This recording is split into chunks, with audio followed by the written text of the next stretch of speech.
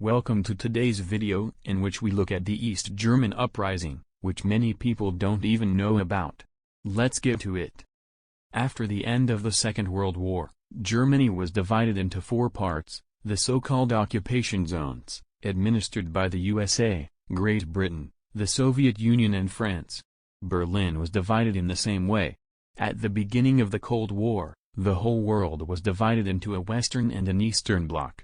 Therefore, the Americans, British and French decided to combine their parts of Germany into one big unit, and so West Germany was formed, which included part of West Berlin.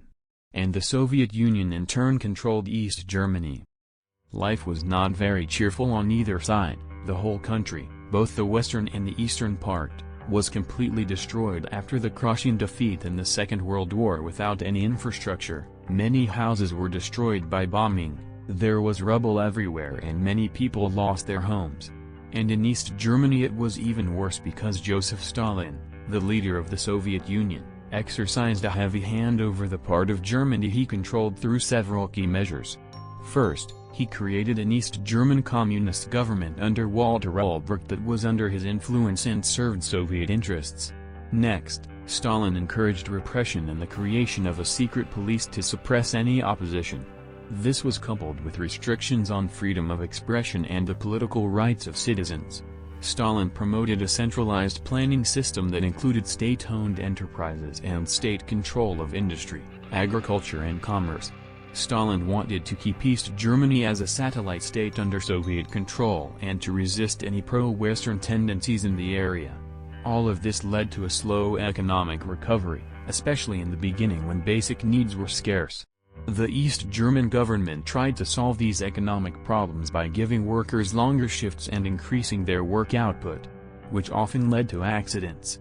As early as 1952, the first workers' strike broke out in Magdeburg, and in April 1953 workers struck for improvements in poor living conditions and against the lies spread about supposedly rising living standards. Things got even worse after the death of Stalin and the raising of standards and more pressure on workers. On the morning of 16th of June, a procession of demonstrators gathered at a construction site in the center of East Berlin, holding a banner "No More Raising Standards." About 300 construction workers began their march. The reason for the protest was the government's announcement of a 10% increase in working standards, but keeping the same pay. Gradually, another 1,700 people joined them and this 2,000-strong procession moved to the East German Trade Union building. Encountering closed doors, the demonstrators marched towards the government buildings. There the crowd grew to 10,000 demonstrators and began shouting anti-government slogans. Eventually, Industry Minister Fritz Selbmann appeared before them and tried to speak to them, but was shouted down. After some time the crowd dispersed. On 17th of June, 12,000 workers from the Henningsdorf Steel Works and 16,000 workers from the Reichsbahnbau Union marched through the streets of Berlin. 20,000 construction workers gathered on Strasburger Platz. During the morning the workers of the most important industrial companies in East Germany went on strike. At 11 o'clock the trams were stopped.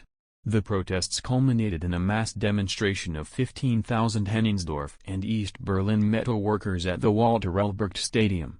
The workers began to organize strike committees, which together raised their main demand, namely the unification of Germany through democratic elections.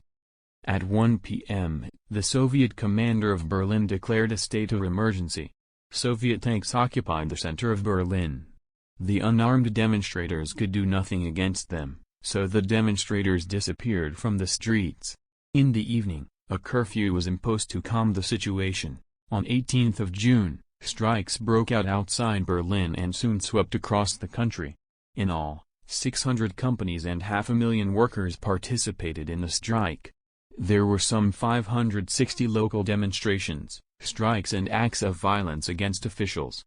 The Soviet authorities admitted that 7 people were shot during the uprising, but in reality there were many more. After the crushing of the uprising by Soviet troops, the central government resorted to harsh measures. During a massive wave of arrests, 1,744 people were detained in Berlin, including members of the strike committees. 1,500 defendants were sentenced, 2 to death.